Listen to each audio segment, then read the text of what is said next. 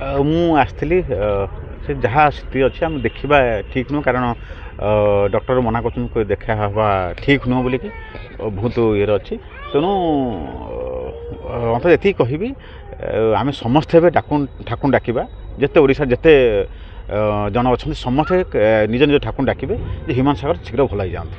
ଆଉ କିଛି କହିବା ବି ଠିକ୍ ଲାଗୁନି।